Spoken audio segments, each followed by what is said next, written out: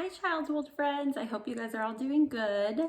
Miss Sabrina's here, and you know what? I really miss story time at school, so I thought let's do story time together now.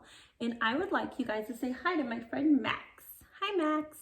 Max is a very important character in the story I'd like to read to you. Do you guys know what book I'm talking about? Where the Wild Things Are by Maurice Sendak is one of my very favorite books to share. So let's read it along together, friends. Let's begin. The night Max wore his wolf suit and made mischief of one kind. And another. Oh man, look at Max. His mother called him Wild Thing, and Max said, "I'll eat you up." And he was sent to bed without any supper. That very night in Max's room, a forest grew. And it grew.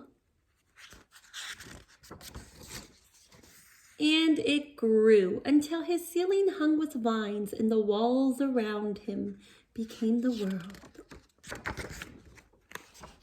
And an ocean tumbled by with a private boat for Max, and he sailed off through the night and day.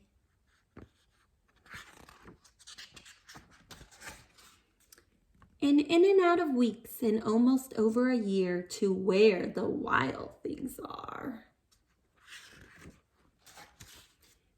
And when he came to the place where the wild things are, they roared their terrible roars. They gashed their terrible teeth. They rolled their terrible eyes, and they showed their terrible claws. Oh my. Till Max said, "Be still." And he tamed them with a magic trick of staring into all of their yellow eyes without blinking once. And they were frightened and called him the most wild thing of all. And they made him king of all the wild things. And now, cried Max, "Let the wild rumpus start." They howled at the moon. Shh, let me hear your howls, guys. Oh! They roared their terrible roars. They danced, they swung, they played. And they marched around with their wild thing king. "Now stop," Max said, and sent all the wild things off to bed without any supper. And Max, the king of all the wild things, he was lonely, and he wanted to be where someone loved him best of all. Then all around from far away across the world, he smelled good things to eat. And he gave up being king of where the wild things are. But the wild things cried, "Oh, please don't go. We'll eat you up. We love you so." And Max said, "No." The wild things roared their terrible roars, and they gashed their terrible teeth, and they rolled their terrible eyes, and they showed their terrible claws.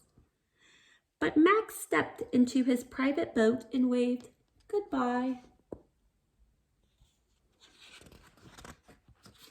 And sailed back over a year and in and out of weeks and through a day. And into the night of his very own room, where he found his supper waiting for him. And it was still hot. Well, I hope you guys like that book. Me and Max like sharing it with you. So why don't we all roll our terrible roars? Let me hear you guys. Roar! Okay, bye my wild things. Until I see you guys. Have fun.